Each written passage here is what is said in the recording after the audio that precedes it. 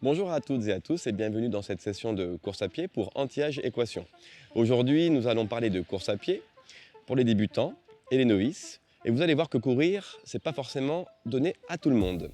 Je m'appelle Guillaume Thomas, je suis préparateur physique et marathonien, également entraîneur d'athlétisme, et je vais vous donner plusieurs astuces pour réussir vos débuts en course à pied. Alors dans cette vidéo, je vais vous donner plusieurs astuces, notamment sur une séance complète, comment s'échauffer, comment courir pendant la séance et ensuite le retour au calme qui va vous permettre d'avoir une séance globale et vraiment bien organisée. On va également travailler sur l'aspect de la foulée, de la respiration et quelques notions d'étirement. Alors dans un premier temps, on va pouvoir installer dans chaque séance un rituel d'exercice qui permet au corps d'entrer dans l'exercice. Donc par exemple, on peut faire des mouvements de cervicales, d'accord, un peu dans tous les sens pour réveiller un peu l'organisme, d'accord, les épaules, d'accord. On peut également travailler sur des rotations de buste, on y va toujours de façon très légère en fonction de la journée. Ça peut être le matin, ça peut être après une journée de travail, ça peut être avec des enchaînements d'entraînement, donc il faut être vigilant. On peut également travailler sur les rotations de hanches, d'accord. C'est vraiment pour huiler la machine au départ. Voilà, également des échauffements articulaires sur les genoux. Vous voyez, on va vraiment visiter les espaces pour vraiment réveiller l'articulation et sécréter ce qu'on appelle le liquide synovial qui nourrit et traite les articulations de façon naturelle. Également les chevilles. Voilà, on visite un peu tous les registres articulaires.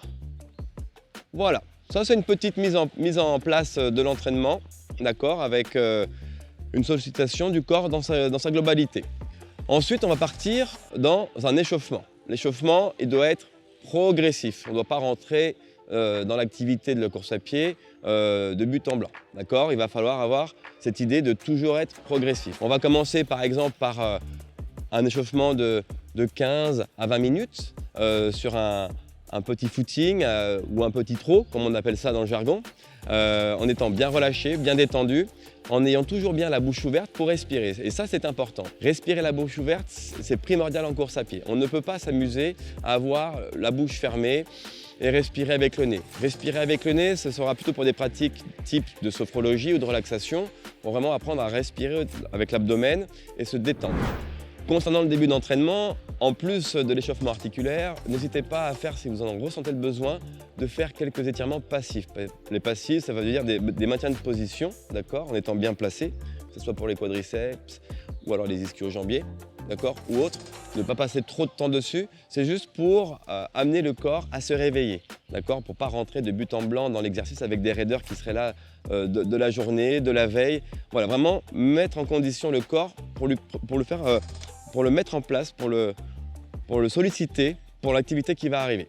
Toujours en ce qui concerne la respiration, donc en course à pied, on respire toujours de façon abdominale. Je m'explique, c'est-à-dire toujours avec l'intention de gonfler le ventre, d'accord, et pas de manière thoracique, d'accord. Il faut vraiment que le diaphragme puisse s'ouvrir, permettant aux poumons de s'ouvrir le plus possible, d'accord. Sans ça, l'activité risque d'être difficile et s'arrêter très vite, d'accord. Donc prenez le temps de bien respirer au niveau de l'abdomen. Alors on va vous présenter à présent les 3 étapes d'une séance, c'est-à-dire l'échauffement, le corps de séance et la récupération active, d'accord. Pour l'échauffement, première chose, il va falloir partir sur une allure très modeste, très souple, en étant toujours bien détendu, d'accord, se relâcher au maximum, bien ventiler et laisser le corps amener, l'écouter, ce qu'il a besoin. C'est le corps qui va vous faire comprendre les choses, c'est-à-dire notamment en termes d'oxygène, donc bien ouvrir sa bouche pour respirer, ne pas fermer la bouche et respirer avec le nez, surtout pas.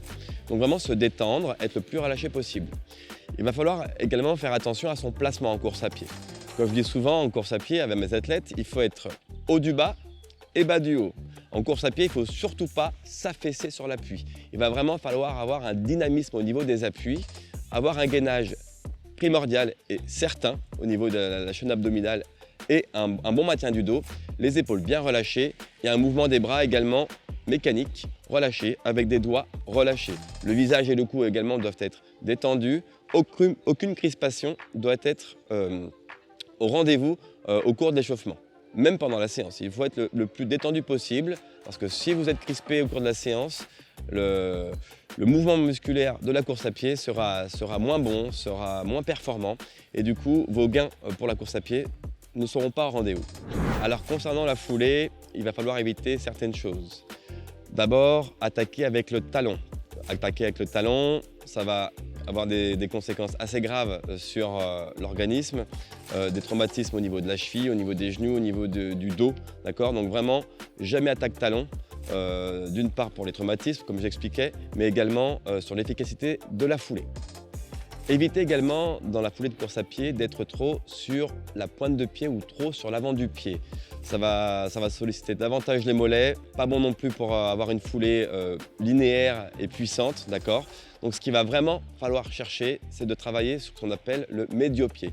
Donc l'avant du pied, d'accord, ou le milieu du pied, pour avoir vraiment une cheville qui donne toute sa force, d'accord, et qui restitue l'énergie appliquée au sol à la réception vers l'avant pour que la foulée soit optimale et efficace. À cela va s'ajouter le placement des épaules. Les épaules doivent être totalement relâchées, d'accord, vraiment avoir une sensation de liberté au niveau du haut du corps, pas se crisper. Également avec les doigts. Les doigts doivent être totalement relâchés et pas crispés. Il faut éviter les crispations parce que l'énergie doit être mise au bon endroit, au bon moment. Toujours dans cette histoire d'épaule, il va falloir faire attention à ne pas avoir non plus le buste et les épaules trop penchés en avant ou trop en arrière. Il va falloir trouver le juste milieu pour que la foulée dessous soit efficace également. Pour optimiser cette foulée, il ne faudra pas hésiter à faire ce qu'on appelle des travails de foulée à travers des gammes athlétiques qui peuvent être des talons-fesses, des montées de genoux en début de séance, donc toujours dans le travail d'échauffement, qui peuvent permettre également au corps de s'intégrer davantage dans la séance de course à pied à venir, les exercices de plus en plus complexes qui permettent vraiment au corps d'arriver sereinement sur la séance et même sur le long terme à avoir un pied et un corps qui se renforcent par rapport à la course à pied, ce qui est très important pour une économie de course et un rendement efficace sur la foulée. Avec la course à pied, vous pouvez rajouter également de la préparation physique, ce qui va vous permettre d'avoir un corps beaucoup plus solide à chaque réception, avoir un dos beaucoup mieux placé pour la prévention donc, du coup, des blessures au niveau des genoux, des chevilles, du dos.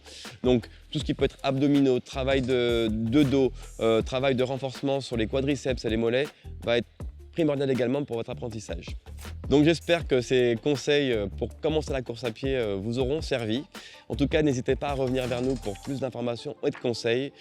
Et en tout cas, je vous donne toute l'énergie possible et envisageable pour vos futures séances. Et bon courage à vous!